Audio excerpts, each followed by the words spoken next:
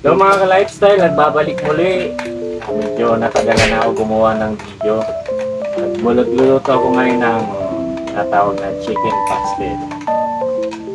Pangtinda lang, pangtinda namin to, hindi to pagkain. Ganito lang naman kasimple magluto. Una, ayan. Medyo lutuin natin yung ating bawang at sibuyas. Medyo i-brown natin ng konti.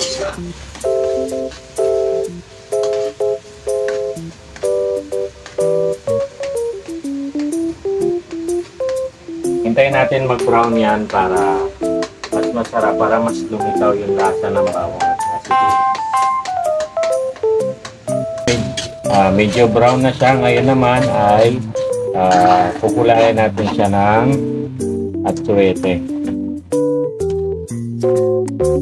Yung ating atsuete.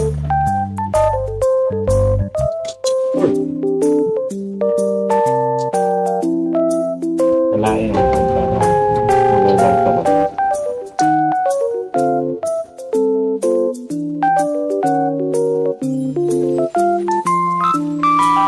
Yan na, kulay dilaw na.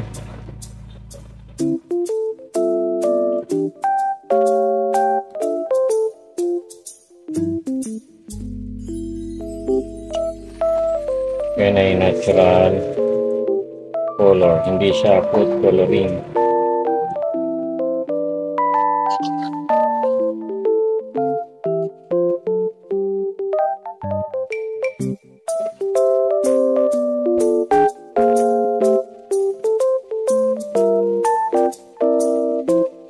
May kulay pa.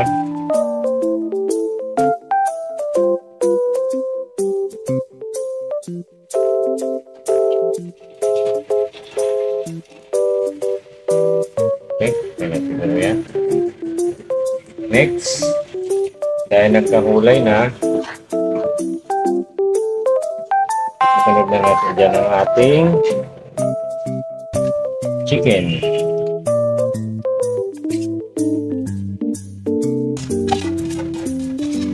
At dito na natin siya titignan.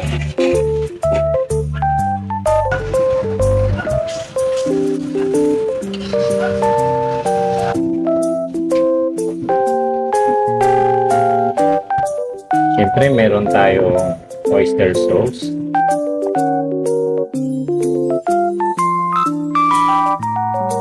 Talagang nilalagay ko dito is seasoning. Seasoning, kaya lang wala. Lagyan na lang natin ng magic.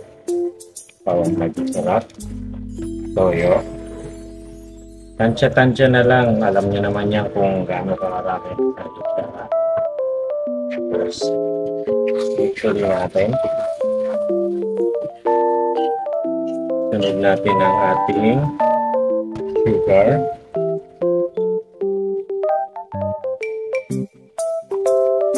Yan. Isang kutsara. Asin para pang timpla ng lasa.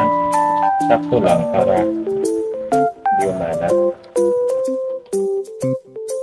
Tanawin natin ito. Ano lang ulit. Konting paminta at sunod na natin ang ating dairy cream. Dahil gusto ko medyo ma-juicy siya, ubusin ko na po.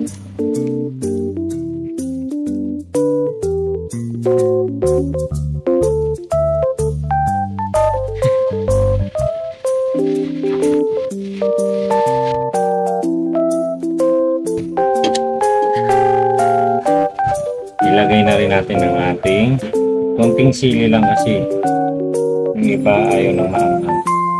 Saka na lang natin dadagdagan ng sili. May umorder na gusto rin na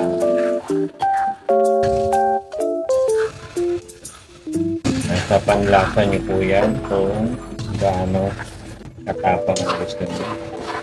Medyo patuyuin lang natin ng konti kasi manood yung lasa talaga. Tapos tikman nyo na yan. Okay, yan na lang po muna. Hanggang dito na lang muna.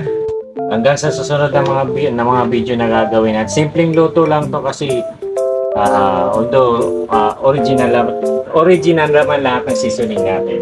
Pero ito ay pang canteen para may maiba naman tayong recipe. Meron po kami dito chicken pastel with rice sa halagang 60 pesos. Kaya ano pa hinihintay nyo? Sugod na dito sa Tantam Foods. Thank you mga ka-lifestyle. Hanggang sa susunod. Bye!